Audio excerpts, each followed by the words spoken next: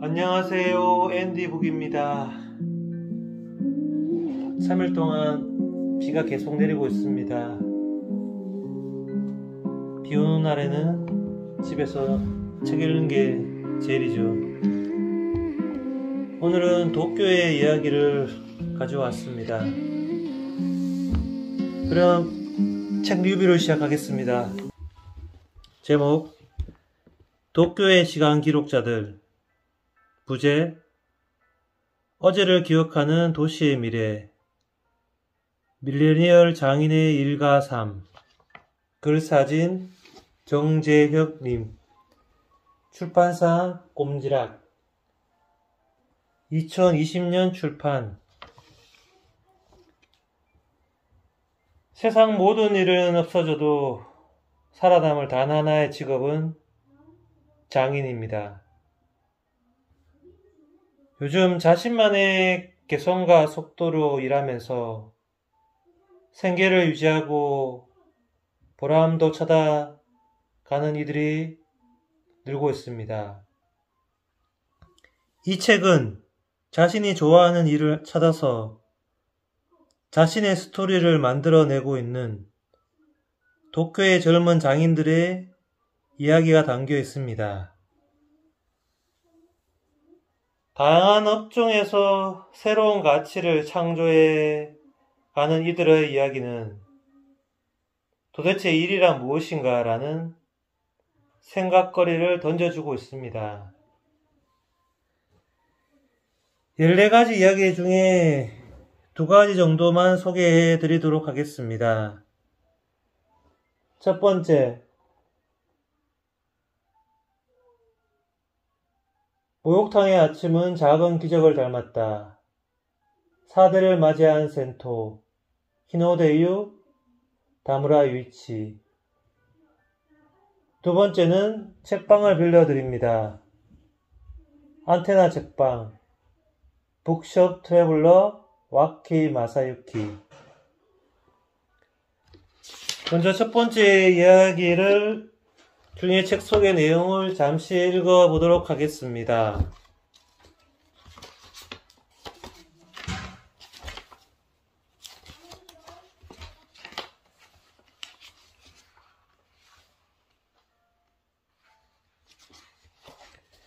매뉴얼을 뛰어넘는 커뮤니케이션, 대화에서 빚어낸 행복의 바이블, 서비스업의 기본을 되새기게 하는 한권.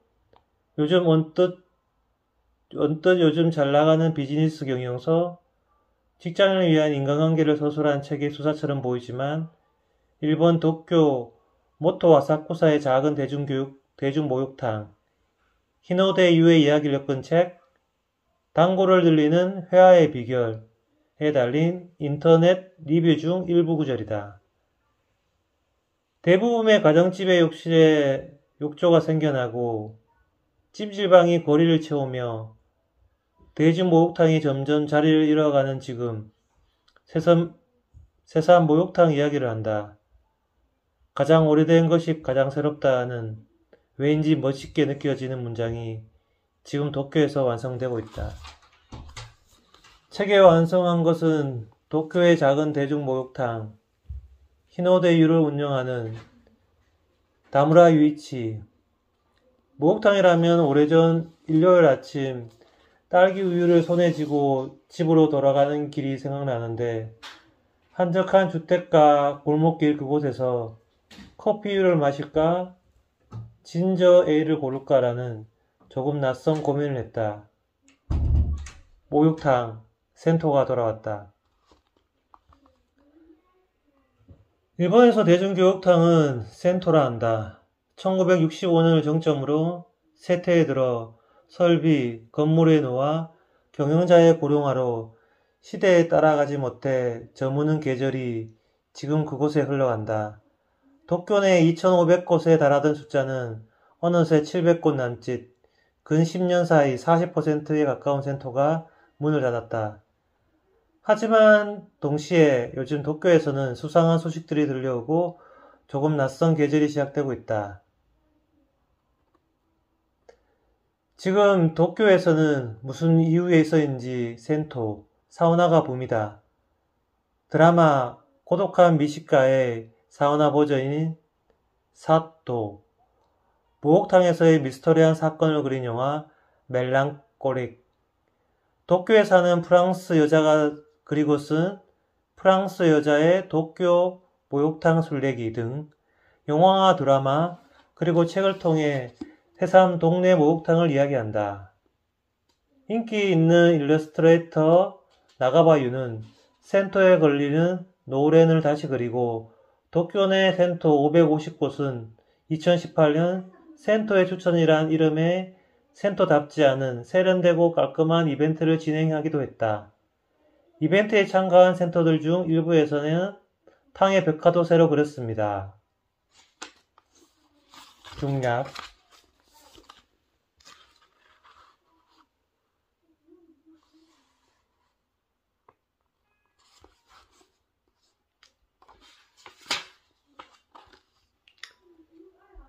어느 센터의 지속 가능성. 일본에서는 4월에 모든 것이 시작된다.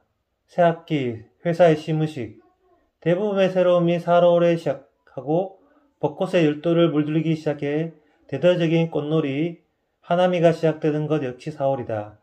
우리에게는 조금 늦은 그 시작이 다소 생소할 뿐이지만 다무라에게 그의 4월은 남들과는 조금 다른 시작의 계절이었다. 많은 센터가 폐업했어요. 무엇보다 젊은 사람들은 센터에서 점점 보기 어려워졌고 일본 사람들 머릿속에 센터란 말이 사라지고 있다는 생각이 들었죠. 그렇다면 다시 떠올리게 할 필요가 있겠다 생각했어요. 말하자면 경제 불황 속 부식일업에 취업해버린 상태. 다무라는 센터부 활동을 시작했다. 간단하게 센터의 청소를 체험하는 프로그램부터 어묵, 군고구마, 빙수로 배를 채우며 목욕을 즐기는 등의 작고 사소하고 지극히 일상적인 이벤트를 센터에서 벌였다. 사소한 일상이라 익히기 쉽지만 맨몸으로 마주하는 타인과의 거리, 같은 탕에 앉아 아무런 대화 없이 함께하는 40도가 조금 넘는 온도의 시간, 그런 사소한 조각들이 모여 역사의 커뮤니티가 되어간다. 히노데이는 요즘 하루 100명이 넘는 손님을 맞이한다. 오늘도 이렇다 할 계획은 없지만 어떻게든 이곳을 남기고 싶었어요 라고 말하는 다무라의 마음을 담아 지난해 80년째 아침을 맞이했다. 지금 할 수 있는 걸 하자 라고 생각해요. 원체 하고 싶은 것도 없고 하기 싫은 건 많은 사람이라서 저만의 룰이 하나 있다면 하기 싫은 건 하지 말자 라고 살고 있어요. 무리하지 않고 걸어가는 시간에 내일은 버겁지 않고 사람과 사람이 모이고 하루가 하루가 쌓여가는 길목에 1 더하기 1은 다행히 2가 되어간다. 그런 시간이 벌써 80년이다. 행복 목욕탕 나카노 요토 감독과 다무라의 대화 웹진 세이브 더 센터의 내용을 잠시 읽어보도록 하겠습니다. 영화의 무대가 되는 센터를 찾는데 애를 먹었어요. 세월의 때를 먹은 동네 목욕탕은 점점 문을 닫고 간신히 구한 곳에서는 정말 미야자와 리에가 오는 거예요? 라고 몇 번을 확인하고 허가를 내줬어요. 그곳에 마지막 촬영이 치지 않는데 원래 폐업이 예정되어 있던 곳이었거든요. 근데 저희 촬영을 때문에 미뤄주셨고 촬영 마지막 날 주인분이 탕에 물을 채워 데우고는 홀로 옷을 다 벗고 탕에 몸을 담그셨는데 그 순간 아, 이런 게 진짜 마지막 장면이다 라는 생각이 들었죠.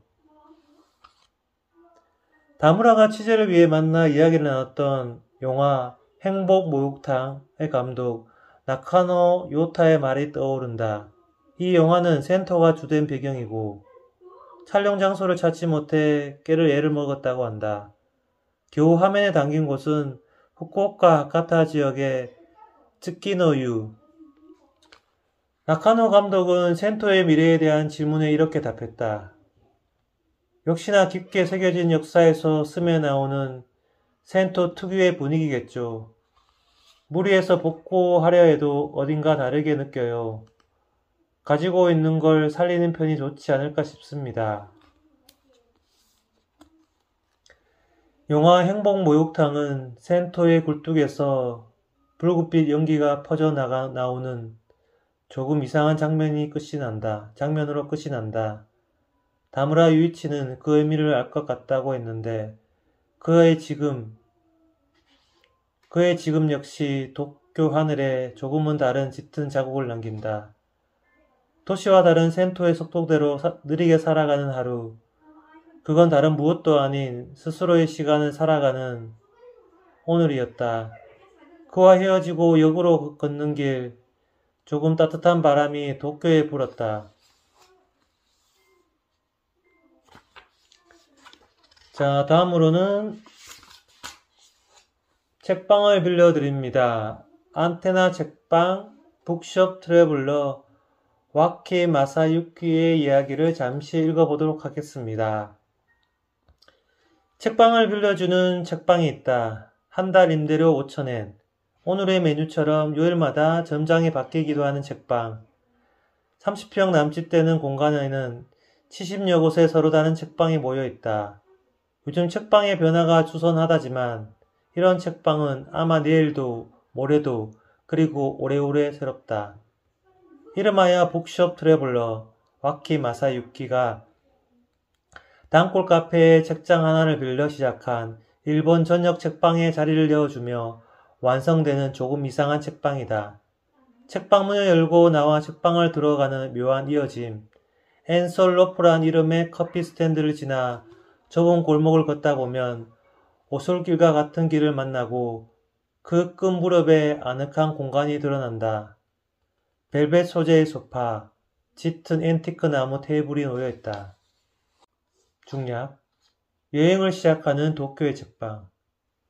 내일을 찾아 바쁘게 움직이는 지금의 도쿄에서 어제의 그림을 바라본다. 책방이 카페와 섞이고 카페가 테이블 겸의 책장을 두고 호텔에서 옷도 사고 커피도 마시고 아트도 감상하는 시절이 되었지만 그렇게 뒤죽박죽 서로 다른 장르가 서로 다른 자리에서 뒤섞이는 지금의 도쿄는 가끔 무엇이 무엇인지 어디가 어디인지를 기르게 한다. 2014년 무렵 오픈한 다이칸야마의 서점, 츠타야 티셔츠의 책이 아닌 라이프 스타일을 파는 서점의 영향이라고 하지만 그런 오늘의 책방의 자리는 조금씩 희미해지고 있는지 모른다. 북숍 트래블러가 시모기타자와의 문을 연 것은 2018년 여름. 고작 3년이 흘렀지만 변화는 진행 중이다. 철도그룹 오다큐의 주도로 벌어지는 재개발 프로젝트는 영국의 성지, 빈티지, 인디음악, 서브컬처의 아지트라 불리던 시모기타자와를 볼라보게 변화시키고 있다.